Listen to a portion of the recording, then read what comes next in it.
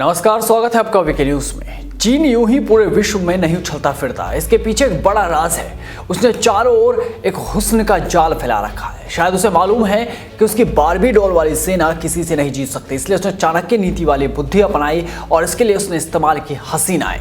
ऐसी हसीनाएं जो अपने जिस्म को दांव पर रखकर वो सब कुछ जान ले जिसका एक राज रहना ही फायदेमंद है। इन हसीनाओं के चक्कर में किसने देश से गद्दारी की है आप सोच भी नहीं सकते। वैसे भी कहते हैं कि इंसान को तोड़ने के लिए एक नशा काफी होता है, फिर चाहे वो शराब का हो या फिर जिस्म का।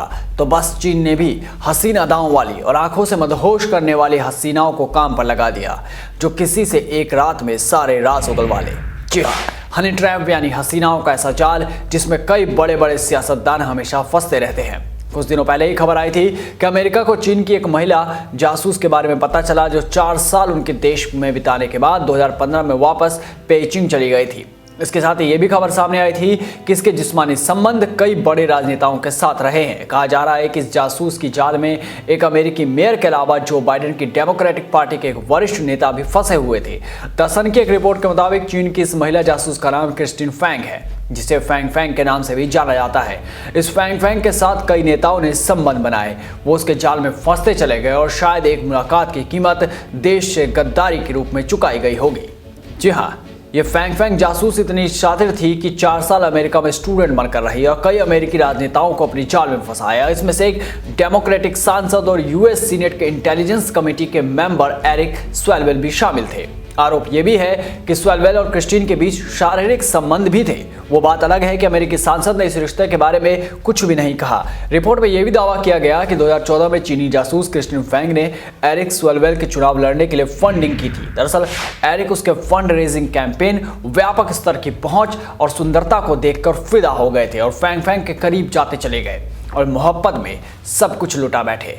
वो और कोई राज भी इससे पहले खोलते कि अमेरिकी खुफिया एजेंसी FBI ने एरिक को आगाह किया कि वो एक चीनी जासूस है, तब उन्होंने क्रिस्टिन से दूरी बना ली, पर तब तक शायद देर हो चुकी थी।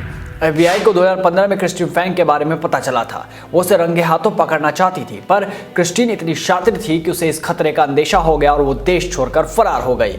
कहा जाता है कि उसको भगाने में भी कई राजनेताओं का ही हाथ था।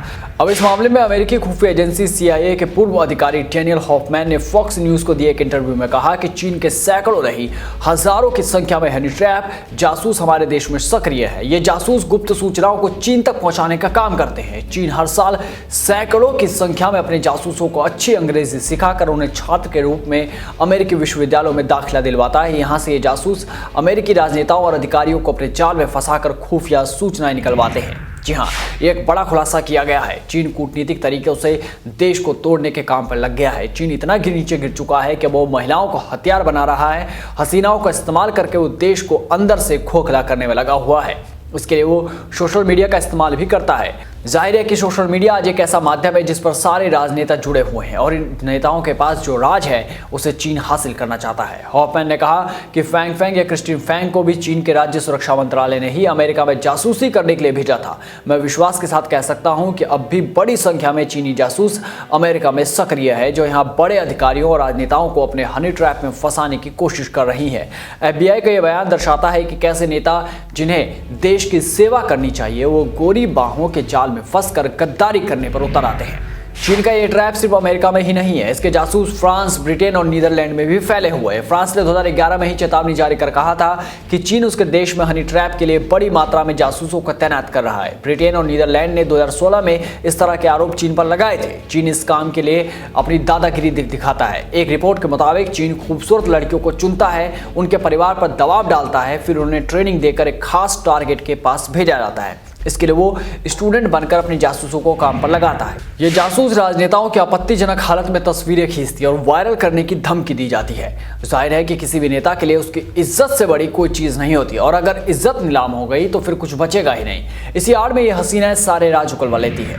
चीन में काम करने वाले एक ब्रिटिश बिजनेसमैन ने बताया कि इस काम में चीन की खुफिया एजेंसी का हाथ है। चीन ने पूरी दुनिया में इस तरह का नेटवर्क तैयार कर रखा है और ये एक गंभीर विषय है। इस रिपोर्ट में बस इतना ही। देश और दुनिया की तमाम बड़ी खबरों से जुड़े रहने के लिए बने रहिए वीके न्यूज के साथ। नमस्कार।